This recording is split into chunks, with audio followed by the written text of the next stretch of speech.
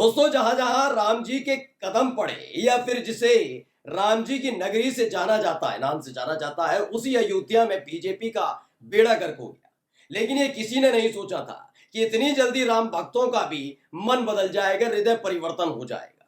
जो कल तक मोदी, योगी, शाह, बीजेपी इनके लिए नए नए गाने लिखा करते थे, यही नहीं, जो लोग खोलकर गंदगी उगला करते थे इस बात को लेकर कि वो सिंगर है, गाना गा सकते हैं, वो सारे के सारे अब बीजेपी को कोसने लगे हैं। और न केवल कोसने लगे हैं बल्कि कांग्रेस में शामिल भी हो रहे हैं, जिसने भारतीय जनता पार्टी के दिग्गज नेताओं को बड़ा और करारा झटका दे दिया है। आज आपको दिखाने जा रहा हूं, हरियाणा में विधानसभा चुनाव होने जा रहे हैं। 1 अक्टूबर को वोटिंग है, 4 तारीख को नतीजे आएंगे, लेकिन बीजेपी को ऐसा ये बैक टू बैक 4 बड़े झटके लगे हैं। नमस्कार, मैं हूं प्रज्वल गौतम और आप देख रहे हैं टाइम्स एक्सप्रेस। खबर तो आपको मिली थी विनेश फोगाट वाली। विनेश फोगाट वही जो मोदी जी के लाडले सांसद ब्रजभूषण शरण सिंह पर जिन्होंने आरोप लगाया था। विनेश फोगाट, साक्षी मलिक, बजरंग पूनिया, इस सारे के सारे आंदोलन कर रहे थे और मोदी जी क्या कर रहे थे? नई वाली संसद की नई इमारत के गलियारे में खड़े होकर सेल्फी ले रहे थे अपने सांसद के साथ। वो फिलहाल अब सांसद नहीं है, लेकिन विनेश फोगाट अब कांग्रेस में शामिल हो गए। उसके बाद आईटी सेल ने किया सबको पता है। बजरंग पूनिया शामिल हो गए, उनके साथ क्या किया सबको पता है। और अब जो गाना गा रहे थे, राहुल गांधी के खिलाफ गंदगी उगल रहे थे, वो और तो और जो भगवान श्री राम के नाम पर बीजेपी के लिए माहौल बना रहे थे, उन्होंने भी साफ साफ लफ्जों में कह दिया है कि देश को बचाना है तो कांग्रेस को लाना है। और आज वही खबर मैं आपको दिखाने जा रहा हूं। सबसे पहले ये बयान सुन लीजिए। भाजपा से हमारा कोई ऐसा मतभेद या मनभेद नहीं है। कुछ लोग कह रहे हैं टिकट नहीं मिला पंचकुला से तो इसलिए कांग्रेस ज्वाइन कर रहा है, ऐसा कुछ भी नहीं है। और टिकट अगर चाहिए होती तो मैं कुछ लोगों से बात करता और ले आता, कोई बड़ी बात नहीं है टिकट मेरे लिए। लेकिन मेरा विचार जो है, मेरी मित्रता है सबसे। मैंने कभी नहीं कहा कि भाजपा को वोट दो।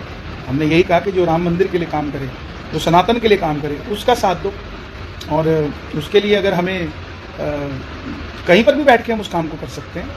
आप अपनी तपस्या सड़क पर भी कर सकते हैं तो हिमालय पर भी कर सकते हैं, पानी में भी कर सकते हैं तो अग्नि पे भी कर सकते हैं। ज़रूरी नहीं कि आप एक ही दल में रहकर आप अपनी तपस्या करो। और मैं तो कभी भाजपा में मूल रूप से था भी नहीं। हाँ, ऊपर से मुझे बुलाया जाता था कि आप आइए हमारे यहाँ, जो राम को लाए हैं वो भजन गाइए।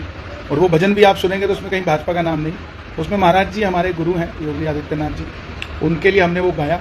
वो आज भी हैं, कल भी रहेंगे, सदैव रहेंगे। चाहे हम किसी भी दल में जाएं या ना जाएं, उससे कोई फ़र्क नहीं पड़ता। एक माँ के 2 बेटे अलग अलग दलों में भी है तो उनकी माँ नहीं बदल जाती। ऐसे ही हमारे गुरु हैं, गुरु रहेंगे। कांग्रेस पार्टी में मेरा जाने का मन है और मैं सेवा करना चाहता हूँ, लोगों का भला करना चाहता हूँ, लोगों का साथ देना चाहता हूँ। और एक मिथ ख़त्म करना चाहता हूँ कि एक ही दल के अंदर आप रहकर सनातन की सेवा कर सकते हैं, ऐसा नहीं है। आप कहीं पर भी हों, किसी भी परिस्थिति में हों, कहीं पर भी हों, आप सनातन की सेवा कर सकते हैं। आने वाले समय में कब ज्वाइन करेंगे, कैसे होगा, क्या होगा, वो मैं आप सबको बताऊंगा, क्योंकि आप सब मेरे अपने हैं। बहुत सारे लोग हैं जो ये कहेंगे कि ये ऐसे क्यों कर दिया, वैसे क्यों कर दिया। तो ऐसा आप उस चीज़ पर ध्यान ना दें, मैं पर्सनली कहूँ। क्योंकि सबसे बड़ा मैसेज मैं यही देना चाहता हूँ कि हम किसी दल के लिए काम नहीं कर रहे थे, हम सनातन के लिए काम कर रहे थे।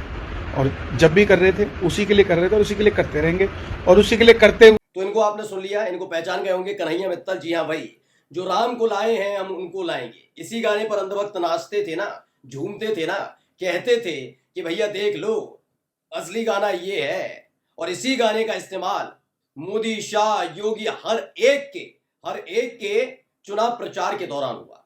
लेकिन जिस पर अब अंधभक्त नाचा करते थे, झूमा करते थे, माहौल क्रिएट किया करते थे बीजेपी के नेता भी, अब इन्हीं कन्हैया मित्तल ने ऐलान किया है कि उनका दिल कांग्रेस से जुड़ रहा है और वो कांग्रेस में शामिल होने जा रहे हैं। खबर में दिखाऊंगा, लेकिन इससे पहले एक खबर और दिखा दूं। जो पहले झटका कौन सा लगा, एबीपी न्यूज की खबर है, नफरत फैलाई हमने, मुझे माफ करना राहुल मेरे भाई। बीजेपी नेता ने माफी मांगते हुए इस अंदाज में कांग्रेस की ज्वाइन। क्या खबर है, पहले इनको पहचानिए। ये है रॉकी मित्तल। कौन है रॉकी मित्तल? वैसे तो इनका नाम है भगवान मित्तल, जय भगवान मित्तल। ये राहुल गांधी के खिलाफ पिछले 10 सालों से बहुत सारे गाने लिख चुके हैं, गंदगी फैलाने का काम करते थे। और इसको बड़े जोर शोर के साथ बीजेपी का आईटी सेल, बीजेपी के नेता कहते थे देखो देखो क्या गाना लिखा है। गंदगी फैलाने का काम रॉकी मित्तल ने सत्ता के आशीर्वाद से 10 साल तक किया। लेकिन इस बार हरियाणा विधानसभा चुनाव में बीजेपी के इसी लाडले ने कांग्रेस ज्वाइन करके बीजेपी को करारा झटका दिया। खबर पढ़िए, मशहूर हरियाणवी सिंगर रॉकी मित्तल उर्फ जय भगवान मित्तल ने बीजेपी से इस्तीफा दे दिया। इतना ही नहीं, वे खास अंदाज में गाना गाकर राहुल गांधी से माफी मांगते हुए कांग्रेस में शामिल हुए। इस दौरान कांग्रेस नेता रणदीप सुरजेवाला भी मौजूद रहे। यूथ कांग्रेस के अध्यक्ष श्रीनिवास बीबी ने सोशल मीडिया प्लेटफॉर्म एक्स पर एक वीडियो शेयर किया। इसमें रॉकी मित्तल कांग्रेस के मंच पर गाना गाते नजर आ रहे हैं। यारों में अंधा था अंधभक्ति में, ठोकर मैंने खाई, राहुल मेरे भाई मुझे माफ करना, राहुल मेरे भाई। ये गाना वो गा रहे हैं। पहले वो राहुल गांधी के लिए, सोनिया गांधी के लिए, मतलब गांधी परिवार के लिए गंदगी बोलते थे और बीजेपी वाले इसे प्रमोट किया करते थे। राहुल गांधी ने उस वक्त भी कोई बहुत बड़ा एक्शन नहीं लिया था। चाहते तो अदालत के चक्कर काट सकते थे, लेकिन नहीं, उन्होंने कहा नहीं, मैंने तो एक चीज सोच रखी है, मोहब्बत की दुकान होती थी, अब आने लगे नहीं आने लगे लोग। पहले विनेश फोगाट, फिर बजरंग पूनिया, उनके लिए तो कहा जाता था वो कांग्रेस के हाथों खेल रहे, लेकिन इनका क्या, जो 10 साल तक बीजेपी के गुणगान गाते रहे, मोदी शाह के गुणगान गाते रहे, लेकिन और राहुल गांधी और गांधी परिवार के खिलाफ गंदगी बोलते रहे। अब 10 साल बाद इनकी आंखें खुली कि सिर्फ गंदगी फैलाने का काम भारतीय जनता पार्टी करती है। और ये मैं नहीं कह रहा हूं, खुद सुन रही है, आप कह ही रहे हो।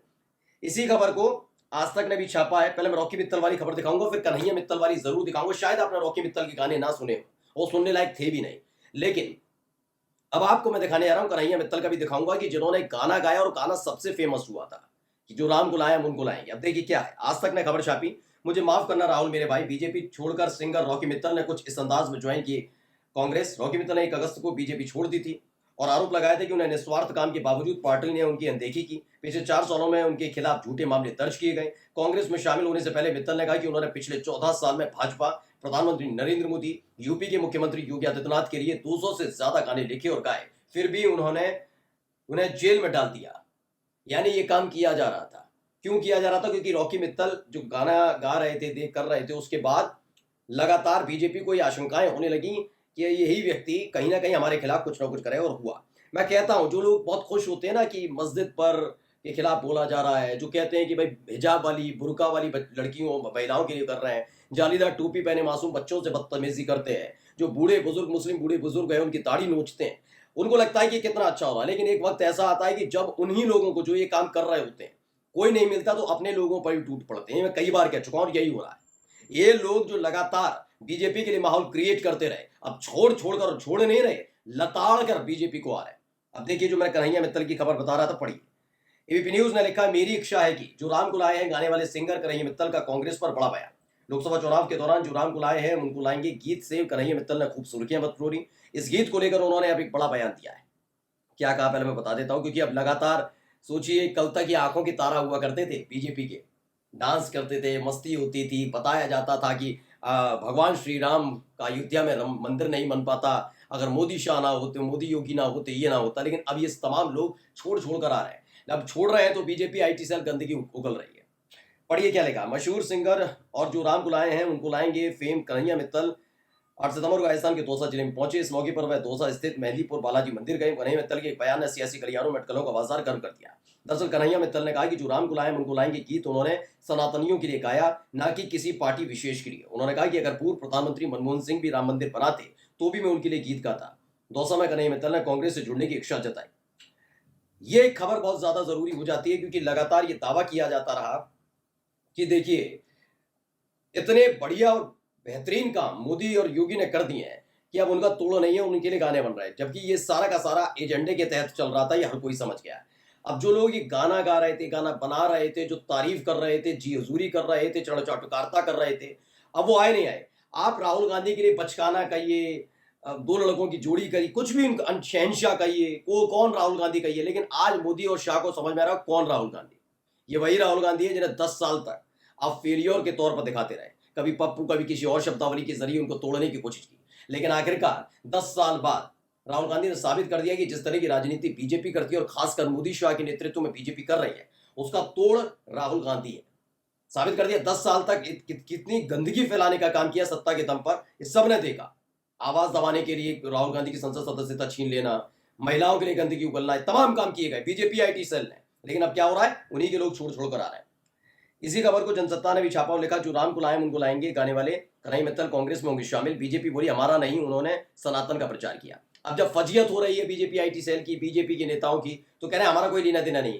तो लेना देना नहीं था, तो उस वक्त आप देखिए कई टीवी डिबेट में कन्हैया मित्तल बैठते थे तो बीजेपी का पक्ष लेते आते थे, तो बताया जाता था क्या जबरदस्त चल रहा है। मशहूर भजन गायक कन्हैया मित्तल को लेकर खबरें आ रही हैं कि वो कांग्रेस पार्टी का दामन थाम सकते। कन्हैया मित्तल जो राम को लाए उनको लाएंगे गाना गाने के लिए के चलते काफी चर्चित हुए थे। यूपी के सीएम योगी आदित्यनाथ से लेकर पीएम मोदी तक की खूब तारीफ कर चुके हैं, लेकिन अब उनको लेकर खबरें हैं कि वो कांग्रेस में जा सकते हैं। और उन्होंने इस बात के, मैंने इंटरव्यू आपको सुना भी दिया कि किस तरीके का है।